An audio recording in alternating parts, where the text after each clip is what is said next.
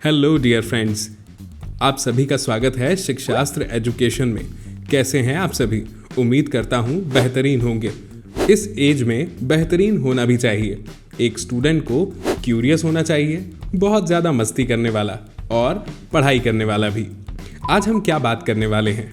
आज हम बात करेंगे आपकी क्लास 10th में इकोनॉमिक्स का जो चैप्टर 1 है, जिसका नाम है डेवलपमेंट। उसकी समरी को थोड़ा अलग अंदाज में समझने की कोशिश करते हैं और समझेंगे कि ये चैप्टर हमें किस तरह से समझाता है कि डेवलपमेंट का मतलब सबके लिए कैसे अलग अलग हो सकता है और इसके कई सारे एस्पेक्ट्स भी होते हैं। तो चलिए बिना देरी किए शुरू करते हैं। सबसे पहले समझते हैं डेवलपमेंट का कॉन्सेप्ट और सबके लिए ये अलग क्यों होता है। दोस्तों, डेवलपमेंट एक ऐसा कंसेप्ट है जो सबके लिए एक जैसा नहीं होता। हर इंसान की सोच और उनकी ज़रूरतें अलग अलग होती हैं, इसीलिए डेवलपमेंट का मतलब भी अलग अलग हो सकता है। कुछ लोगों के लिए डेवलपमेंट का मतलब हो सकता है कि उनकी इनकम बढ़े, जबकि दूसरे लोग इससे ज़्यादा अच्छी हेल्थ केयर, एजुकेशन या सेहतमंद एनवायरनमेंट को डेवलपमेंट मानते हैं। एग्जाम्पल के तौर पर एक फार्मर को लीजिए, यानी एक किसान। उसके लिए डेवलपमेंट का मतलब अच्छा इरिगेशन सिस्टम, अच्छी फसल और सस्ता लोन भी हो सकता है।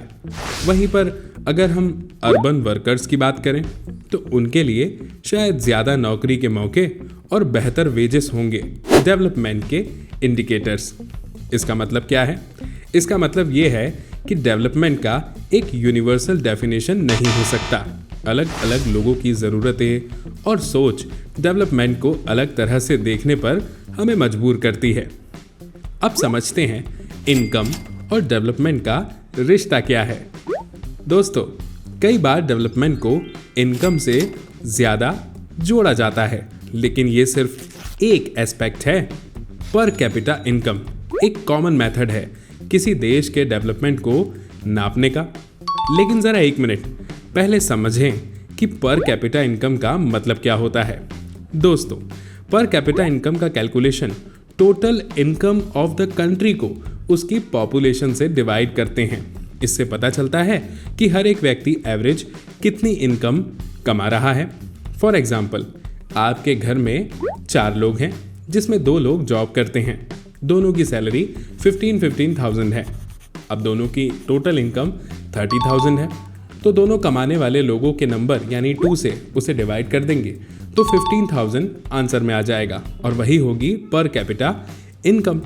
लेकिन क्या आपको लगता है कि ये एक मेजरमेंट का सबसे सही तरीका है?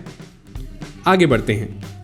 लेकिन सिर्फ इनकम डेवलपमेंट को पूरी तरह डिफाइन नहीं कर सकती।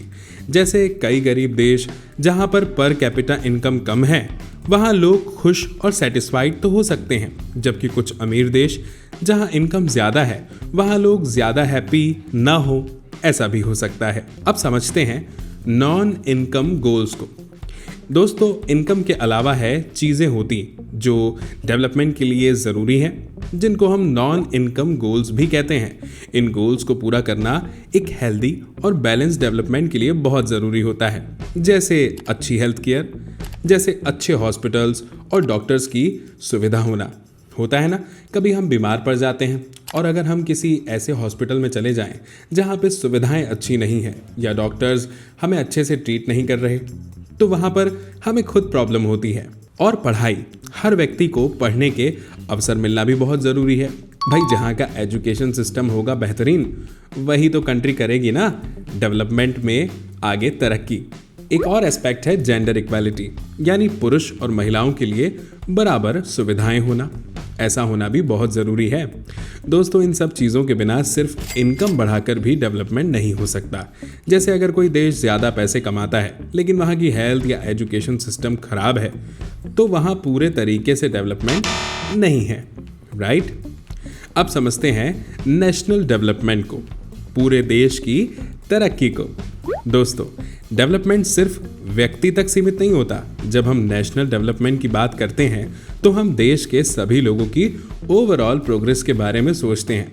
लेकिन यहाँ भी सभी लोग एक जैसे डेवलपमेंट गोल्स नहीं रखते।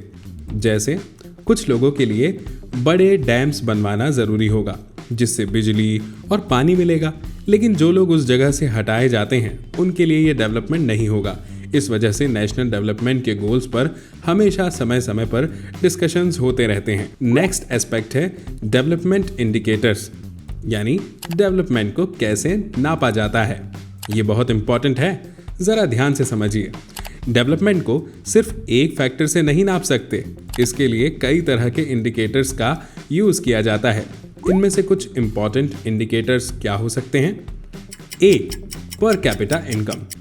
ये सबसे कॉमन इंडिकेटर है दोस्तों। पर कैपिटा इनकम का मतलब है एक व्यक्ति की एवरेज इनकम।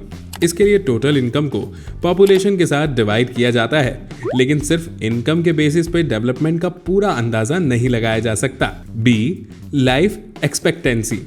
अब ये लाइफ एक्सपेक्टेंसी का मतलब क्या है?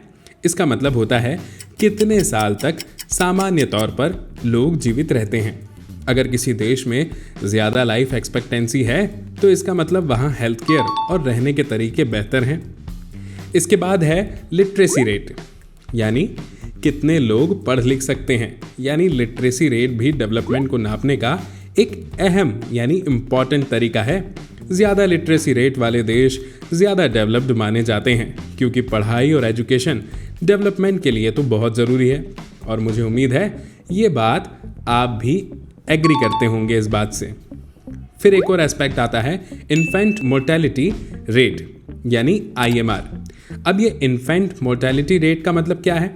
दोस्तों, इससे पता चलता है कि कितने बच्चे 1 साल से पहले मर जाते हैं।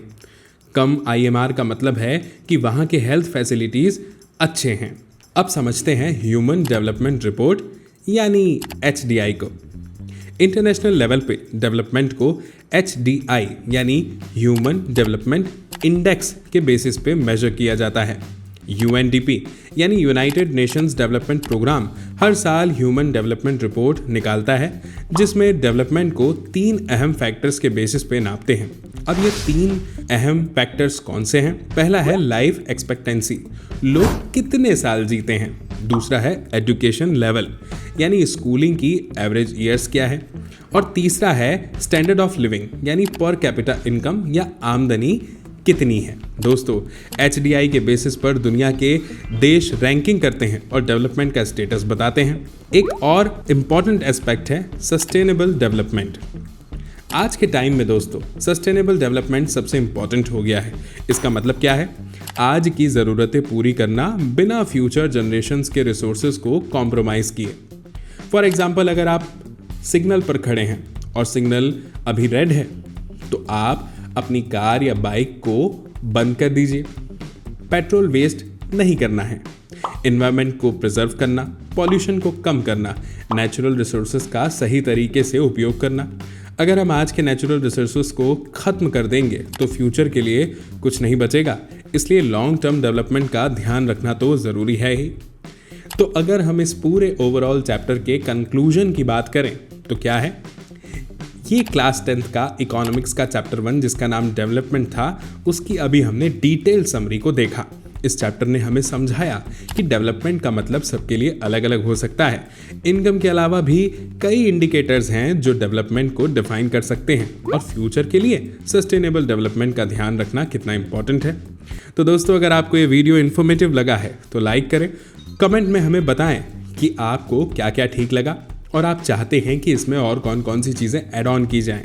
अपने दोस्तों के साथ शेयर ज़रूर करें और नए अपडेट्स के लिए शिक्षास्त्र एजुकेशन को सब्सक्राइब करना ना भूलें।